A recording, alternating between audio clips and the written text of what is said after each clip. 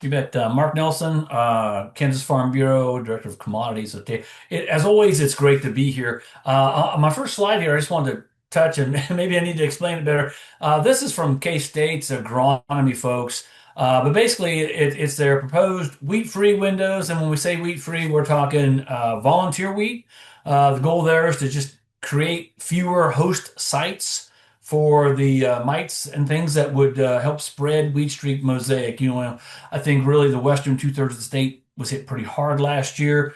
K-State's come out pretty hard about trying to get the word out. I think really to everyone, take a look at your fields and talk to your neighbors. Make sure that if you're in those areas, and really roughly 90% of the state is in that zone right now where we need to be managing our volunteer, knowing that there are many, many other vectors out there, not just volunteer. It is the worst, but there's a lot of other things that can be a host or a vector for that might. So, but anyway, I think it's important that everybody do what they can. So let's go on. I'm just going to review kind of our pre-harvest marketing plans. Essentially, what I've got here is popped up a lot of stuff there, but basically, this is a December corn chart as of yesterday. And it kind of shows, us following our winning the game process of setting uh, price targets and date targets to kind of force some action. And so, way back in January, we priced 20%. Again, in April, we did another 10%. And then there in July, because that third increment, our date target, not our price target, but our date target was July. And so we went ahead and made that price. Now, the reason why I'm kind of in that lower area was that it was kind of riding that run up. And then once we had two closes below that, kind of decided, okay, I think this thing's going to head back down. So we went ahead and priced on that close. And so at this point on the corn side, we're currently 40% priced at average of 454 December futures. If we use a 30-cent basis, which I think we'll get, expect for most places, that gives a net cash price of 424. Covering a lot of our costs, not total costs, but using those K-State cost estimates, it's getting us relatively close in there. Now, as we go forward, we see that downtrending line. I'd say that maybe we have that 430 could be an area that might be short-term resistance / support if we can get past it. So, if we can get back up to that 435 area, I sure would suggest, or at least if I hadn't done any pricing, that might be another target as we go forward as far as a price target. But at this point, as far as our winning the game marketing plan, we only talked about pricing about 40% and maybe taking the rest of it into harvest. Uh, as I normally do, kind of went out and checked a lot of websites for several locations across the state, looking at new crop bids for corn, right? And so again, yesterday, December corn closed at 409 and a half. Went out and got some new crop bids. The average of those six locations was 370. That 370 price is down 9 cents from when we did this last month. So, the cash price come down. Cash rent, basically, this is covering then direct costs and your cash rent on land. The target of 435, that futures target, would help us, if we can get that according to our budgets, would not only cover direct costs and cash rent, but would also get your family living. Again, would not cover total cost of production, but get us pretty close. Something to note too, the new crop basis bids, typically for those areas, the 5-year average for those six locations is zero. So basically a flat basis. Right now that's averaging 39 cents under, so it's 39 cents weaker than average, about 7 cents weaker. The basis is weaker than last month because basically futures are almost the same as they were the last time we all talked. So basically, these lower prices are just essentially a weaker basis. When we kind of look forward then and say, okay, well, what are my options? What are my marketing alternatives? Again, that same spreadsheet, the gray area are things that I would consider fixed price alternatives, forward cash contracts. And so this is really one location. It's that South Central location. The forward cash contract was 367. If you'd sell futures and use a 40-cent basis, which is a little wider than what I was thinking earlier. That would give me an expected price of about 369, so a little bit better, but again, largely because I'm using a slightly better basis than what the forward cash contract was. The green area there in the side, in central, those three columns are marketing alternatives that give us retain some price upside, right? It gives us a minimum, but then it gives us the opportunity to have some upside if we would see prices rally. And I've got two options in there, or two put options.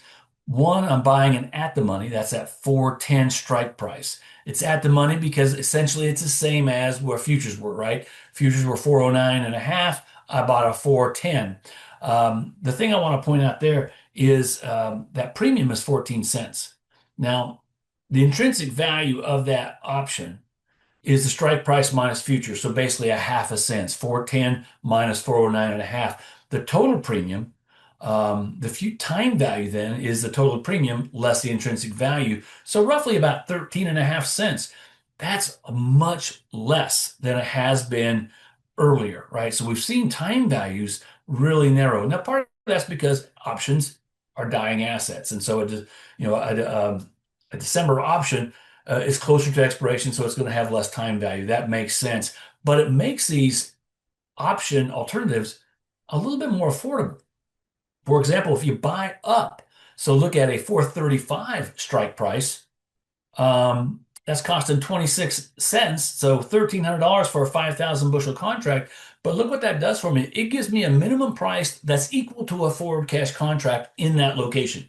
Okay. Everyone's got to look at these situations, for their own location. But for this one location, that's what it's showing. And you still get your upside. So that buying a put option, especially buying up, I think that was suggested. Somebody had a question about that a couple months ago. So I wanted to introduce that again and continue to look at it. That doesn't look like a bad deal right now, right? It's giving me a minimum price equal to a forward cash contract. And yet, if we would see a pretty significant rally, I would have some upside. The option collars, got the option collars raise those minimum prices a little bit, but because there's not much time value, it doesn't do too much, and it does put a little bit of a limit to your upside potential.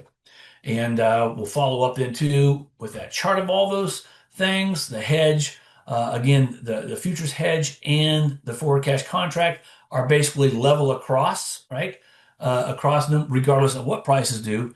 The buying a put, because it costs some money up front, has a lower price. And so if futures trade lower and never do rally, right? You're going to be stuck at that minimum. For example, and that buy a put, that minimum price of 355, you're giving that up. But if we would see prices go to 430, to 455, to 480, then all of a sudden you've got much higher prices that you'll end up, you'll net. Same thing with the options collar. It gives you a slightly higher minimum, but it is less than that forward contract here in near term. But it puts a limit to it, but it does give you a little bit more upside. So that's kind of a visual look. Rolling over to the soybeans, same kind of situation. We're currently 30% priced at a 1068. Again, we're kind of we grabbed 20% there in February, another 10% in June. Our third increment, we want to do 20%. Our target's about 1060. We got up there. We never did do a close here in the last few days. And our date time is September. So we're still waiting to see if we can get a close up above that 1060 area. But I think that might be another opportunity to do a little pricing, especially if you haven't done a lot already. And so again, 1060 looks like an area that typically when we get there, it just doesn't last very long. And so that would be a pretty good target. That same kind of analysis for soybeans, looking at 6 different locations. What are our forward cash contract bids? Again, November soybeans were 1049 and a half yesterday. I think everything's trading a little bit lower today. And the 6 location average is 967. That 967, because of the August report, and I know Dan will talk a lot more about that, much smaller soybean crop than initially thought. So that bid is 34 cents stronger than it was last month. And if you wait till that 1060, if we could wait till 1060, both those things are covering our direct costs, our cash rent for land, and family living. Again, nothing's covering our total cost of production, some of those other fixed costs, but these are giving us some fairly decent pricing opportunities if your costs are similar to what those K-State projections were. New crop basis on soybeans relative, say, to the corn are really just a little bit, right? They're 11 cents weaker than, say, the 5-year average. So, relative to where corn is, a little bit more normal basis, but again, a little bit below average. So then again, continuing that thing, let's take that South Central area and say, well, what are my marketing alternatives? Forward cash contract was 981, a pretty good price. If I'd hedge, I'm using a little bit stronger basis yet, a 60 cents under, as opposed to the 68 cents is what that the forward contract is. Gives me a 989 price. Again, the same kind of thing. I've got three alternatives there in the green that set a minimum but give us some upside. So buy a put option that's at the money, that's at 1050. Cost me 25 cents. A little bit more expensive because why? You think about that futures contract, a little bit more variable, a lot higher price commodity, and so our premiums are a little bit more, even though time value is sinking, but it has more.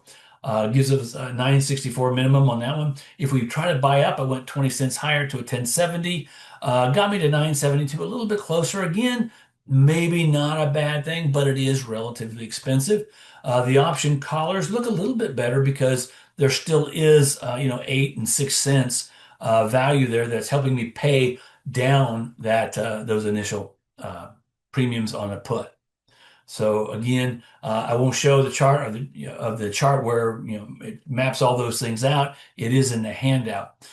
So again, are in the money, maybe still pretty costly, but doesn't look like a bad thing, especially if you haven't done anything yet. It's within what 8-9 cents of the forward cash contract. And the nice thing about sometimes getting in there and buying the options is it gives you the opportunity that maybe basis will narrow, number one.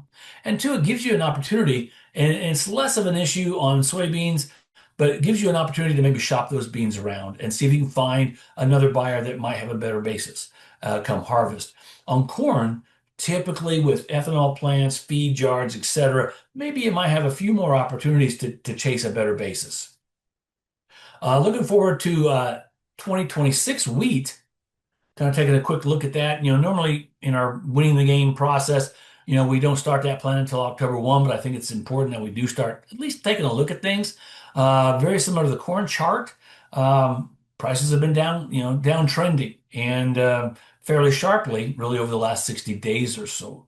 Um, let's see here. Again, maybe that 620 offers an area that could be resistance. If we could get up through that, might be a pricing opportunity. Again, that's not going to cover many people's costs of production.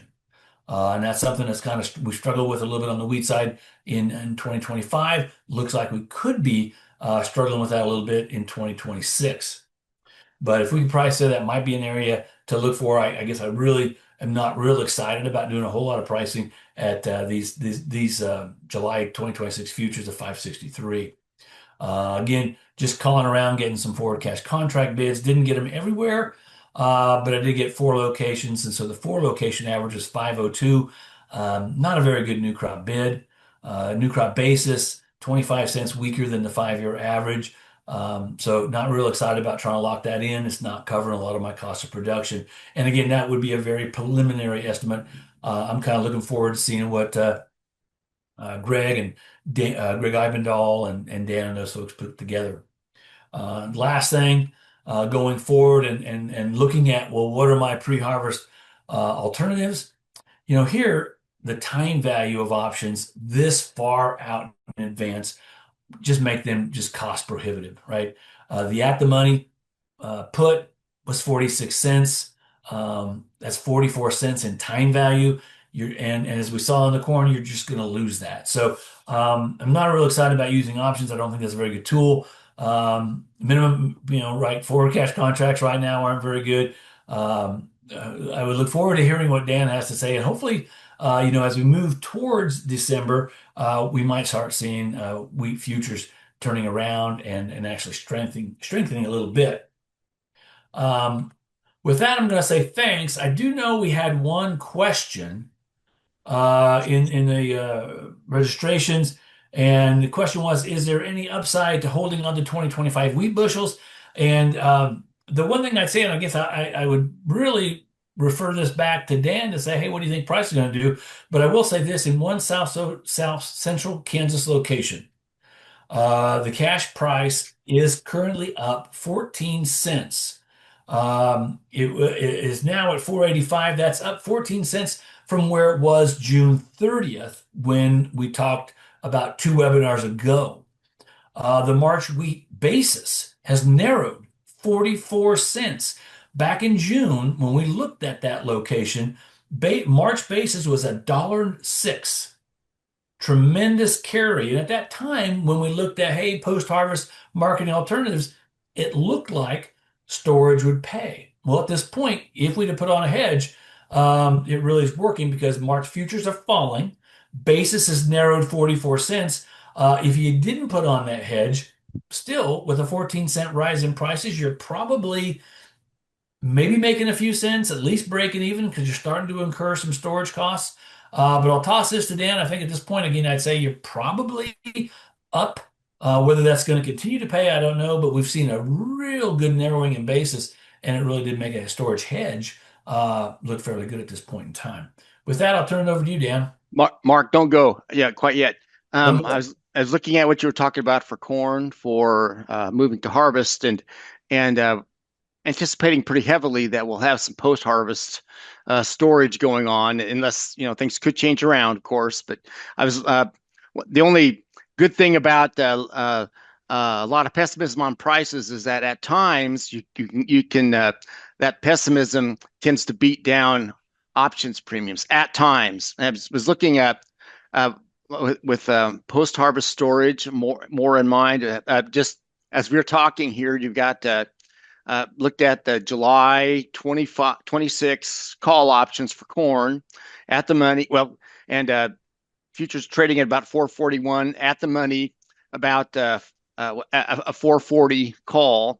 And the cost was 29 cents. By the time you pay a broker, 31 cents thereabouts. And he got thinking, well, gracious, over an 8-month period, let's say if you bought that July call and stored it on the farm or whatever you were doing, and paid the, let's say, 29, 30 cents thereabouts, you're looking at an effective cost of storing that grain, or what you're paying for storage, of about just under 4 cents, about 3.875 cents. Of course, commercial storage, 5, 6, 7 cents thereabouts. So, of course, if you do something like that, and you let go of the grain, let's say you sold it at harvest, then any basis appreciation isn't going to have, you're not going to be able to take advantage of that. However, if you're still storing, again, you're paying on a net cost basis a lot less than, well, tangibly less than in an elevator, and if without any volatility coming in at 440, and you look at 440 July corn and wonder, well, how much, if I spend 29, 30 cents, how much sometime before then do the July corn futures need to go up? Well, they need to go up 30 cents. So you're at least, that's minimal time value. That's intrinsic. Then you're about 470. And so you'd be looking straight at the issue of whether you'd expect July 26 corn to get up to 470 sometime before it would expire. And anyway, with the normal spring volatility we have, I would think that'd be a pretty good move, and especially if we see some type of a corn acreage response because of low prices to the downside off into the spring. So anyway, I just wanted to bring that to you and see what you think about that possibility. You bet. And so you're saying, hey, what if we let that corn go at harvest, but buy a call? Right. Can you own it? Yeah. No. I think that's something to really think about. Let's see here. Right now, you always want to look at what that, and we'll try to do maybe a better job of next month. I guess I didn't really throw a lot of those Well, together. But yeah, is the future I'm giving us kind something of we want to giving do? away some of my outlook because I'm thinking, well, we're going to do some storing here. So go ahead. But I tell you, well, anytime you have a huge crop like this, right, and it looks like we're going to have a fair amount of carryover, regardless. Um, yeah, usually it pays to hang on to it for a while, right? Because nobody's going to want that grain at harvest, right? And they're a pretty good shot. We got to see though. But again, right now, new crop bids, pretty weak basis is what they're offering right now in the corn. So that's for blush. That's suggesting hang on to it. But again, to your point, um, what are your costs? If it's on farm, maybe it's a little bit less. Boy, if it's commercial, that's pretty pricey. Okay, I'm gonna get out of this. Let you get back Okay. on. Okay. Thank you. Well, let's go forth. At our Risk and Profit conference last week, we had uh, good, strong discussion of a whole number of topics. Just wanted to bring up one of them real quickly. The potential impacts of U.S. trade and tariff actions. And don't want to belabor this, but there are several things here to consider. And of late, in the, I guess, extension AgriCon circles I frequent, I'm talking a lot about how there are some quiet things happening with regard to legal actions that are being taken to test the legality of U.S. tariffs against countries being levied for non-trade factors. And you're for someone that's pushing this, and there are people that are pushing this issue. Of course, that they're looking to the jot and tittle of the law of laws and trying to strain out whether fentanyl shipments, cross shipments with other countries, other uh, political maneuverings in a country, is that an adequate reasoning for the imposition of tariffs? And of course, you can kind of see where that's coming from. It probably in the political arenas that we're in, those that are pro and con this current administration would have different sides on that. So that's out there. I don't know that there's no surety that any of those legal efforts that are going on behind the scenes will actually bear fruit, but that's going on.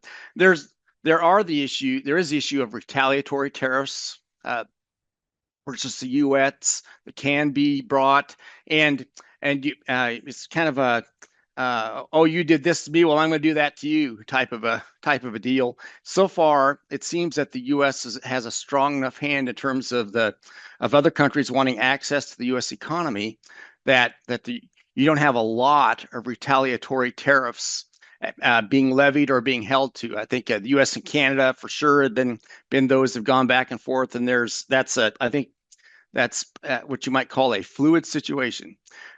Really, I think the longer term issue here is just that other countries, if they think that they're somehow coming out on the short end of the actions with the U.S., that they have a motivation then to go and form active supply networks with other countries. And in history, have we seen this? Well, yes. China has invested in South American countries to be a part of their production systems or shipping systems, et cetera.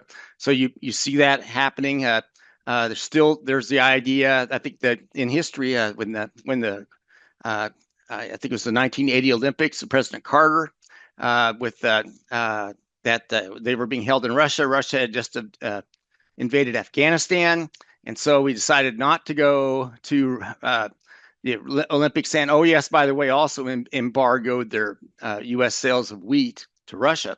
Well, at that time, Russia was a major buyer of wheat. Well, now over time, they've had motivation to try to protect themselves from that type of move. So look what they are now. They're now the number one wheat producing and exporting country in the world. So over time, I think these are the things that are a little more insidious, but on a step-by-step basis are generally the type of actions that you see being taken over time. So I would watch for that third point. And then there's the question of what's an optimal tariff, and does it cover every good? Does it cover certain goods, steel, aluminum tariffs being taken by certain countries against others that feel they were being exploited, et cetera. Certain industries all in play that are being considered. So why bring this up in a grain marketing webinar? Well, because some of these issues, if they don't directly affect the U.S., they can indirectly affect trade. And I think that that example with what China had done, what Russia had done over time, just shows how sensitive countries are to threats to their food supplies, and especially if they're importers. So these are issues to be, I guess, to be thoughtful of as we go forward, and when we wonder about, at least when I wonder about where all this ends up at, I'm most concerned about that third point, that these other countries will take long-term actions that'll increasingly seek to protect, that offer themselves protection against exposure to the U.S. if we've got these geopolitical issues impacting trade all that much more. So let's go on. In terms of weather, it's sure interesting to see what current weather conditions are in the U.S. Here you have a satellite-based, NASA satellite-based measure of soil conditions here in the U.S. You can see impact, especially in Illinois, parts of Iowa, Missouri, parts of Indiana, and pardon me, Illinois, Indiana, Ohio, West Virginia, et cetera. The tremendous amount of moisture we've got in terms of surface-based soil moisture in the Western Corn Belt and the Central Southern Plains, somewhat up to the north. The ongoing issues that are really pretty important that aren't on our radar often, in terms of the dryness in the Northwest, that affects a lot of barley and wheat. And then you've got the root zone impacts, not quite as stark, but see the moisture that's coming in parts of Western Kansas, parts of Nebraska, really these areas here in Illinois, Missouri, Indiana. If there's an underlying quiet theme that came out of those would have been the Pro Farmer tours in the last week, that by the time they got in, that the tour groups got into the fields and in Illinois, that there wasn't as much there because of not terrible conditions, but not optimal conditions either. So that's an issue that we'll bring back up as we talk about corn and soybean yields going forwards. And predicted soil moisture anomaly out till September 3rd for about the next week or so. And you can see it really wet conditions up here in Iowa and Wisconsin, et cetera. There was out of those surveys, there was concern with regard to some rust problems that were developing on corn in Iowa. And again, not just trying to rattle the saber to try to change the markets or anything, but that was an issue that was brought up. I think Chip Flory was quoted out of the Pro Farmer group that with the way that rust is coming on, and that in the next several weeks, it'll be interesting to see what happens, how that might affect Iowa corn yield potential. So be thoughtful and aware on that the 188.8 bushels of corn and 53.6 or something, or 52 or 53 bushels an acre soybeans isn't in the bin yet.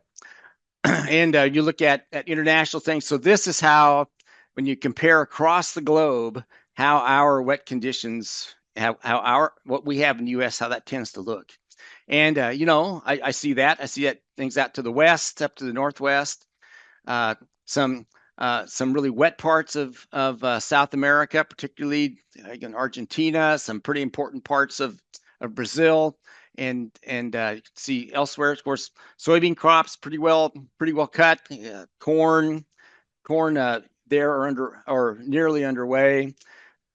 really have concerns about the dry conditions up in Europe. You can see in the EU that they've had some scaling back of their expectations. You get into the Black Sea area, Russia, Ukraine, some pretty dry conditions there that are just marginally accepted or identified by USDA World Ag Board in their last WASDE report. So those things are of concern.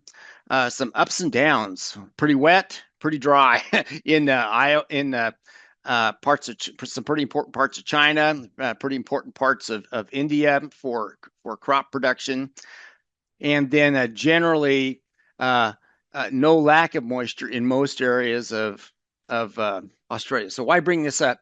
In that, I guess generally we're looking for pretty good conditions here in the U.S.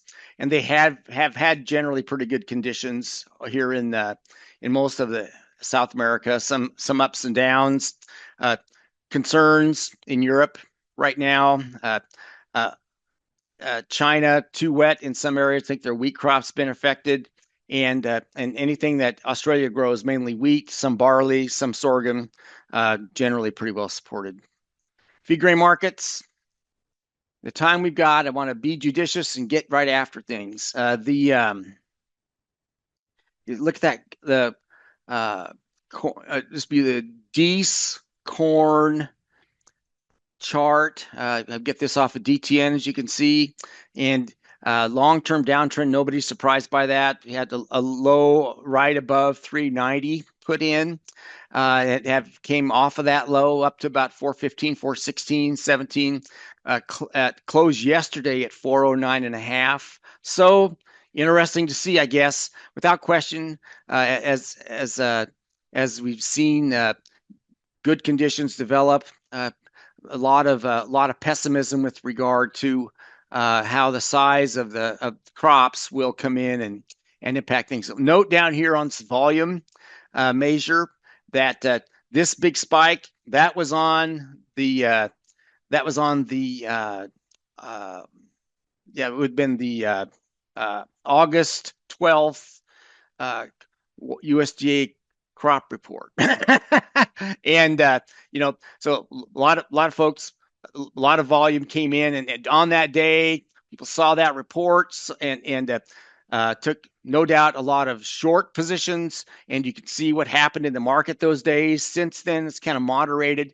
And note with this relative strength indices, which is kind of a measure of market momentum, we're sitting almost right dead in the middle at 50 out of 50 on a scale of 0 being really, really bearish, 100 being really, really bullish, and we're right in the middle right now.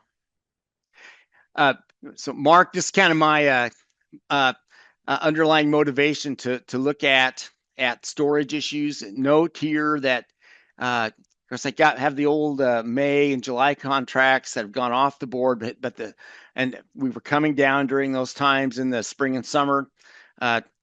September futures 388, D's 410, March 427, at least as of closes yesterday, and you can see the amount of carry that's there, and so that would indicate there is some potential for carry in the market. Of course, we're in September. We're not we don't have new crop to harvest yet, but when you look at these futures, 7 cents, a little over 7 cents a bushel a month carry there, and then when you get beyond that, still just under 6. So thought provoking to look at the carry in the market, and just where are we historically? Again, at Risk and Profit last week, we had some very concerned ag producers wondering about, well, where do we go? Do we take what we have right now? Does this propel us off into a situation like this that we had through 2014, 15, 16, 17, 18, basically 21, until we got into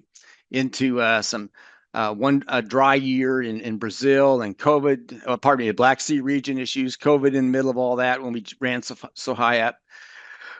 We are on this chart taken in this morning, about 406 3/4 at the time they had taken that. You can see that we had In the fall, we were at 385, so we're up about 20, a little over 20 cents from that. Had been up to 518, and you've got all this area that is down there and lower out. Now, I probably just don't have enough foresight to understand where we're going, but for us to end up and stay here in this range of from $3 to $4, and even within that to have ups and downs, a lot of seasonality going on each year. Again, and you can see May, June, July run ups in each of those years, one way or the other. That you basically have the risk each year that you'll have a short crop that ends up and doesn't come about. So you just end up with large stalks that you just can't get out from underneath. So I don't know that will happen, but I would say that here of late, you look at this chart, that's really an anomaly that we went that long without a major drought or major something hitting, and you're following events here, events there, a drought, following a drought, tight stocks, an international issue, and recovery from that, and all of this risk and uncertainty. I just don't think. I just tend not to think that we have that much stability in our supply demand balance sheet situation, much supply demand balance situation over time that we just get down to low prices and just stay there. If anything, we start losing money on a commodity and we start getting out of it and start changing acreage around and kind of force the issue. So we can talk about that more later if you want. What are the futures thinking? Well, right now the futures have, when you look at managed money traders, the specs that are trading direction, they're net long, about 1.9 billion bushels worth of contracts, just almost there. Has been worse back in 24 when things got low. You can see the declining of the optimism we'd seen earlier this year. So we're heading towards harvest and trying to figure out where things are at. If we end up and confirm 185, 186, 187 bushels per acre, 16.5, 16.8 billion bushel corn crop, then you're probably, with nothing else changing, then that negativity, those negative positions probably become even more. It's interesting when you look at the USDA's projection of 390 for this 25-26 market year, and look at what the futures are. And here the red line would be the 24-25 market year, and on a monthly basis, percent of season average price. Note the fall off we've had the last several months. Just about ready to come into the new marketing year. And you look at what's projected for the next marketing year by the USDA. Well, $3.90. The futures are about 35, 40 cents higher than that right now. The futures are probably representing more the risk element of what you might have going forward, whereas the USDA, not so much worried about risk. They're just worried about just cash, this cash price. So that futures figure 427 has an estimated basis on, within it. Use the most recent basis, bringing it forward. But it's just interesting to me that the futures are trading, probably because they're acknowledging risk a little bit more than USDA, trading about 30, 35, 40 cents higher for the marketing year. Best cash prices in the state of Kansas for corn, Pittsburg, Kansas, down southeast part of the state. And someone can rightfully ask, and I checked, well, what I see that 411 for the current price, and I see 411 also for the harvest price. Are those off the same contract? Is one really September? Is the other one Dees? In terms of what that basis figure is off, and talking about this 27 cents over and the 4 over. I know for sure this is Dees, and looking at this, that I think elevators are just in some of those areas with harvest coming on, they're just setting their price, and you see that in a lot of these locations around the area. Note the Pittsburgh price, strongest price in the country. You got another 411 for a new crop price in the Garden City area. So now our two price leaders in the state of Kansas are, of course, Garden City, which has been a traditional, now Pittsburgh. And you see that across these commodities. 401 cash price in garden, again, dime stronger in Pittsburgh. And I'm pretty sure most of the rest of these are all off that September contract, just about ready to roll. At least I double checked on it. And so you got what you got. Note though, now that because of the weakness in corn prices and wheat, they're both kind of racing to the bottom. That you've got a ratio of wheat to corn cash prices in the Garden City area where we could actually feed wheat of about 102%. And that would be enough in under normal circumstances if we didn't have a great big corn and sorghum crop coming on down there, that'd be a motivator to start seriously considering feeding wheat. But we'll see. And the basis levels, a number of folks talked about the impending harvest. You can see in the Dodge City area the wheat basis in the blue for 2025 tangibly lower than where it had been in 22, 23, 24. Salina area, we had some gaps in what we could capture, but even then, tangibly lower than anything we've seen in the last several years. Just confirming that I've got a wheat basis situation this year, and shopping for basis will be at a premium if we can find it. In that USDA report, you all know this if you're watching the markets. July, the estimate was 95.2 million acres. USDA came out about a little over 2 million acres higher than had been expected in that August report. So increase in both planted and harvested, and that just makes it that much easier to have large crop production.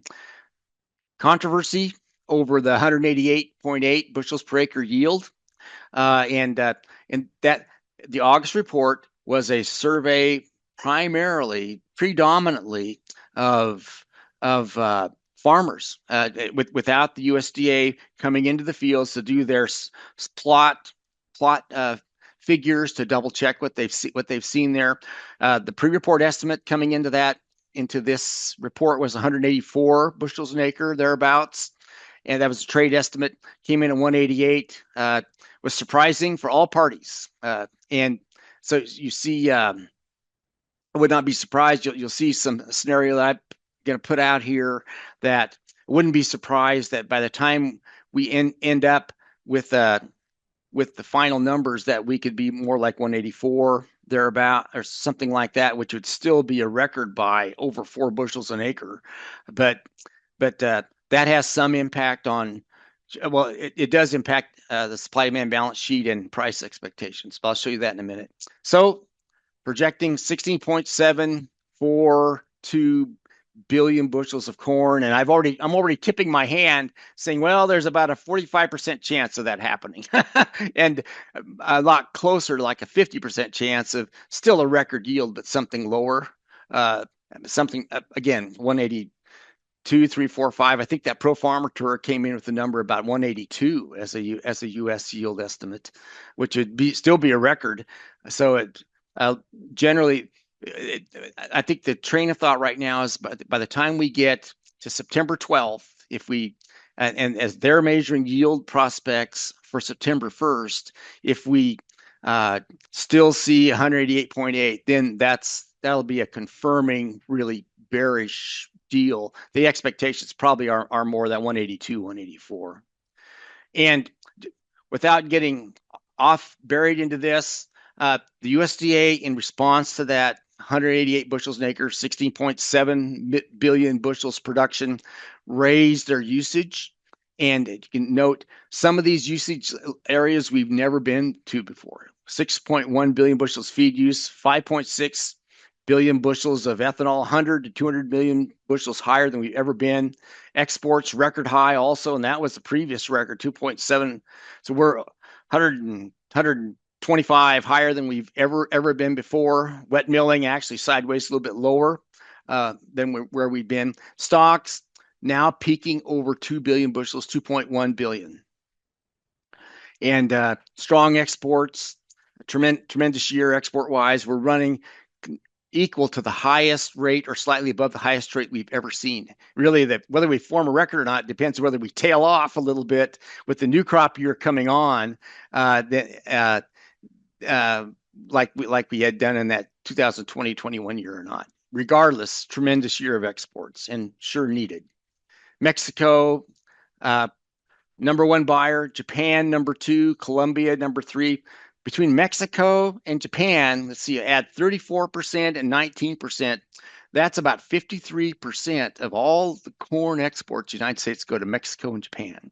And what you don't see, of course, China mentioned in there any place, Colombia, South Korea, Spain, etc. Interesting.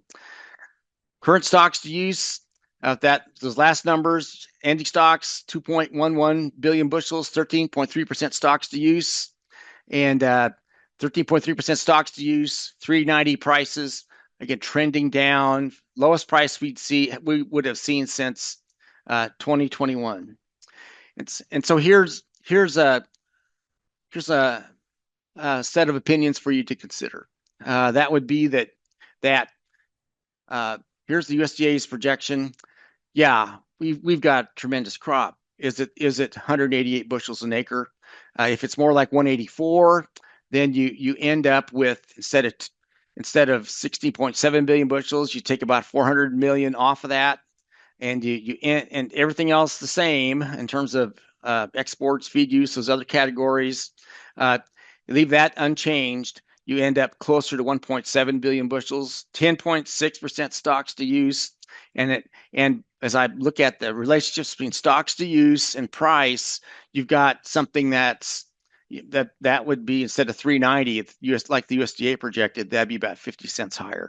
So if that were to happen in the September report, that would be a complete change of focus. It would seriously crumble the paradigm we have right now in the corn market. So if that comes about, and if there aren't major changes in the usage figures, then instead of 13 plus percent stocks to use, you're down to about 10 and a half, and you've got something north of $4 for a price instead of 390. So September 12th is a day of it's an important day. Any of these days are now going back out as we seek to figure out whether these two figures are actually right or not. And they got the 1 out of 20 scenario of 5%, a 181, just equal to the previous record. And for something like that, we would have had to have whiffed on what we thought we were seeing out in the fields: rust in Iowa, problems in Illinois, and some areas where it got too wet. But even with all that, you'd still be at 1.5%, 1.5 billion bushels, 9.6% stocks to use, and yeah, even more strength in the market. So I guess I just give this some thought. I think the unwinding of this yield question we've got right now is a big deal, and has tangible results on at least the projected balance sheets going forward and prices. Okay, so we not going to talk a lot about the international things. I just would say that we're still on the world has strong usage going up higher on a pretty consistent manner than production. Production's pretty spotty and jumpy, pretty consistent usage, and with that, you're generally trending downwards in the stocks. So we're not overburdened with corn on the world level. So any one year where we'd have a shortfall, a major drought someplace, basically U.S. or Brazil would be a big deal. So on the handout that we've got, you can see charts for Brazil, for Mexico, etc. We'll take a quick look at grain sorghum. For sorghum, you've got, again, 411 corn, 410 sorghum in the Pittsburgh area. The next highest prices, 320, 331, 323, thereabouts in central Kansas. So unless the reports down there are in error, and there's several of these bids in there, you've got a pretty strong demand pull in the southeast part of the state. and weak basis for sorghum. Sorghum acres also up a bit. Really, the question would be if we don't see some reversal for corn for the profitability of sorghum, what will we see for next year? It's pretty important to be able to move sorghum out of elevators and to not have any of these crops burdening things heading off into spring, or that's a pretty negative signal in terms of plantings as we look into 26. And sorghum exports, the one commodity that's been really hit by the U.S.-China trade disagreement, contentions were with sorghum. You can see we had a pretty good year going. And then when China opted out of the market, we've just gone here. China's still importing from wherever they can get sorghum. You can see in the blue line, a lot of it comes out of Australia, who had a decent crop. Okay, we've got a few minutes. Soybeans, you can see the trends in beans.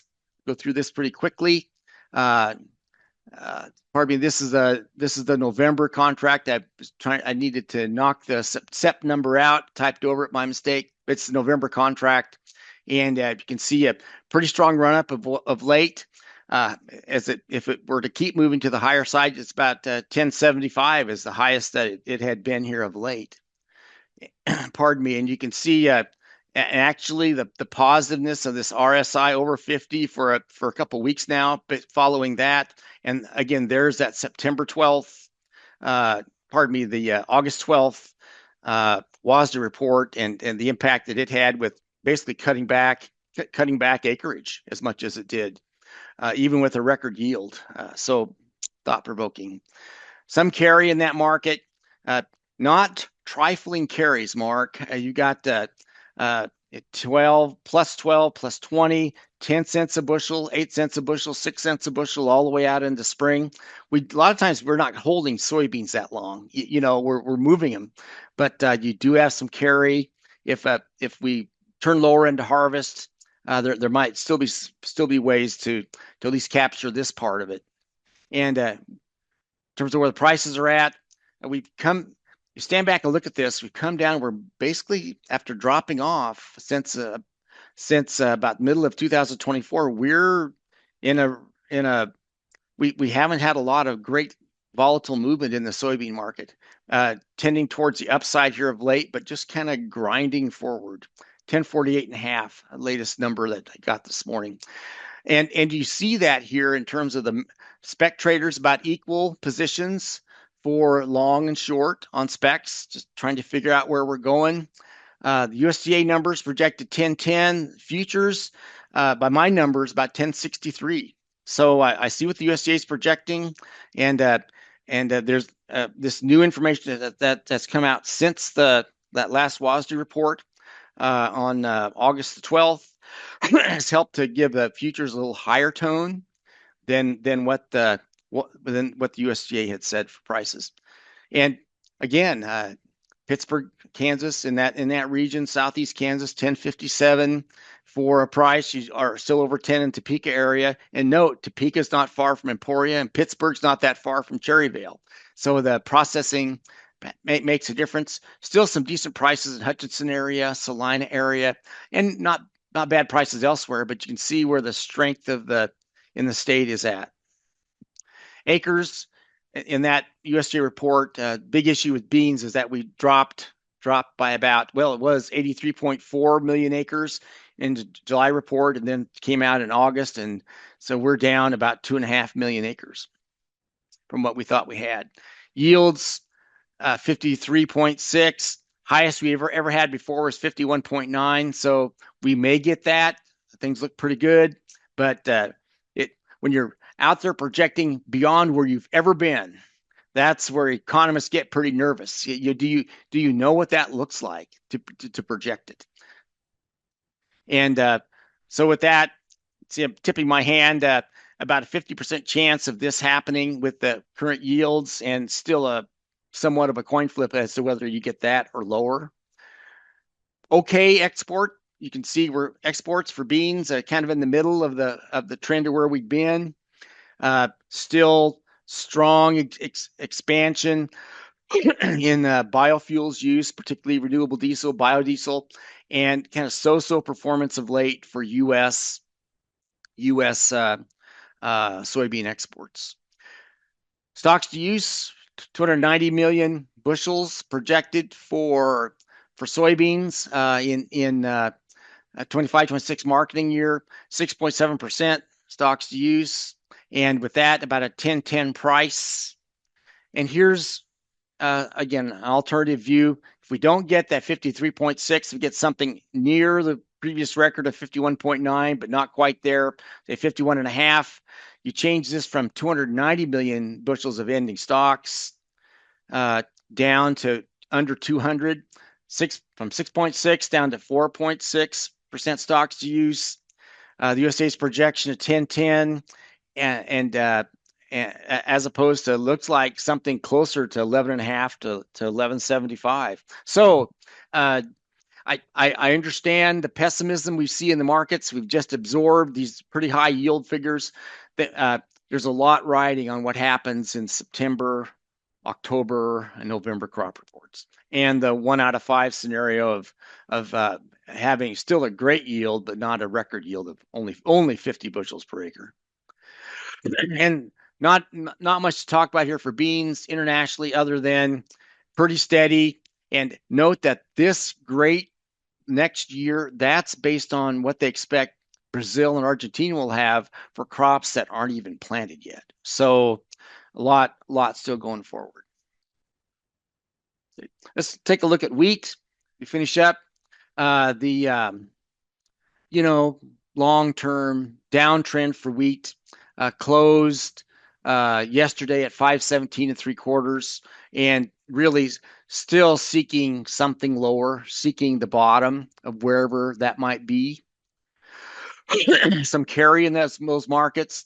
From July and September contract, 493 yesterday, dropped off. You can see what that, losing about 6.4, 6.5 cents per month, but then carry thereafter 8 cents a bushel a month from 493 to 518, 20 cents, going on into the future.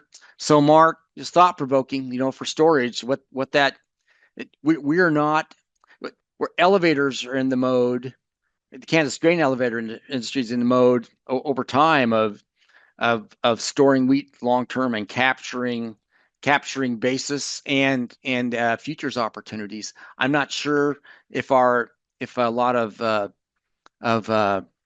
if farmers do the same thing, but you've got, if they're going to store wheat, they've got sizable corn, sorghum, soybean crops following right after it. So interesting. And we're down to $5. Had been as low as five. Just we're only 13 cents above where the lowest we'd been on this recent time frame. And when we've been lower, we've gotten below $5 and spent time between, say $4 and $5. I don't know that we're headed there, but that's just for the futures. Bearishness. You can see we're turning pretty bearish again in the wheat market in terms of what the specs are thinking. Last numbers that we have, 2-to-1 bearish over long. The USDA's projection, $5.30. This is for all U.S. wheat, hard red in particular, about 486, 490. And prices, again, Pittsburgh area, and that 564, you go back and look, is that right? But it seems to be. And you now yeah, and they're in the Northwest Kansas. If you go out to, this is out to 2026. There's a 564 bid out there. You have to drive to get it, but you've got one in the neighborhood. Some pretty good bids for next year. Do you take those bids on a crop that you're going to start planting in the next month? And again, decent bids, a lot of 457, 461, thereabouts in the central and northeast Kansas. Weak basis for wheat, especially in the western Kansas overall. This is just one place. Hutchinson area, not as pronounced, but again, the weakest basis in the last several years for this time frame. All wheat exports okay. Hard red winter wheat exports probably because prices are low. Really doing great. Great moves. Uh, doing pretty good in terms of pace.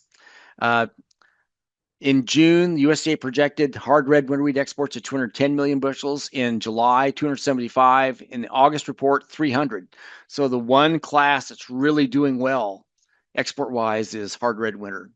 And and this is overall U.S. wheat exports, consistent food, and generally a better pace for exports overall. A generally weaker U.S. dollar doesn't hurt. And where are we going with this? I think it's an export deal, plus or minus 50 million bushels exports, and probably to the higher side because of the weakness of our prices. You can see what that does for ending stocks and stocks to use. And you've got some volatility from 530 to 5 because you're not sure how much lower you're going to go and for a US price. And then if we gun higher by 50 million bushels on overall US exports, and hard red's probably a part of that, then you're taking this, you're going up 65, 75 cents. That's what strong export demand would do. So, in world wheat ending stocks, 11, we're still pretty tight on world stocks, but maybe the way to look at it is as long as this number is consistent and there's not any shocks to the system, then people are pretty comfortable and they just keep working, grinding away with the idea that, hey, we're not in major trouble at this time. Okay. And I've got other charts there. Just would say something about cotton. For the first time in a while, we can say the average market price from one year to the next for cotton is projected to go higher. And that has a lot to do with world exports and where everybody is at, where all these countries are at. But overall, you can see that, again, in terms of cents, an overall U.S. cents per pound price projected to be a bit higher. Okay. So that will stop share. Okay, Rich, there we go. So I give that back to you then. And do we have any questions? We don't at the moment, folks. Go ahead if you would like to give one. Oh, we do here. Hang on, I'm getting in there. Okay, Dan, this is a little different. I'll read it to you. There is a question and answer if you want to look at that. It's not in the chat. I see it. I see it by Jonathan Laporte. Yes. Yep. Okay, thanks. Go ahead. A question on corn. Given reports of the U.S. beef inventory at low levels, any idea what is driving USDA's record feed use estimate? Well, livestock. I have my my latest USDA WASDE report right in front of me, and dig into that and look at feed numbers. Let's see. I think that the biggest issue is just cheap grain going into rations, cheap corn, cheap sorghum, even relatively cheap wheat. So nothing to hold back on that. I think, am I right in looking at the feeding weights or the feeding? I believe I had heard Brian Coffey at Risk and Profit talk about how feeding weights were pretty high for what we do have in. Then that most of the profit in the beef sector is in the cow calf side, just because we're so constrained supply wise. And when people do get hold of those, they feed them. And correct me if I'm wrong on that, but I think we are feeding to higher weights. So you've got that happening. And if I wasn't, hey Dan, yeah, Rick, yeah, go ahead. Yeah, number one, I'd say you're absolutely right. We are feeding these when you got cheap grain, high cattle prices. Yeah, they're taking those animals to bigger weights. That's one. I think we are, and again, I don't follow it close enough, but I do believe, aren't we building up? We're adding to the hog numbers a little bit, so that could be there too.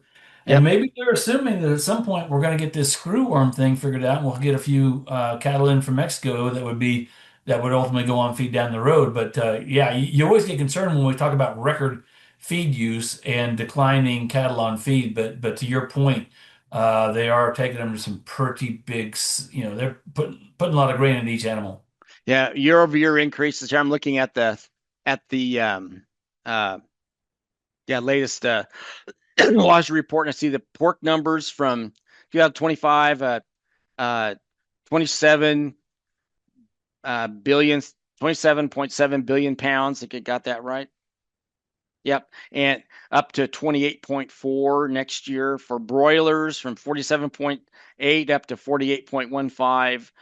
Turkeys from 4.8 up to 5.1. So, and red meat and poultry overall from 106.8 to 107.8. So Jonathan, good question.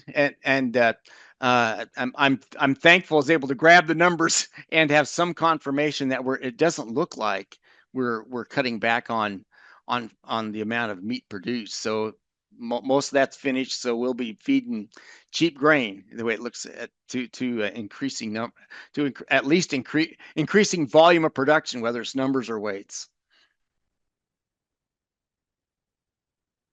If I can add one other thing in on wheat, we had a session at the Risk and Profit Conference looking at trends in international grain markets, and we're certainly not don't want to be over pessimistic on U.S. opportunities.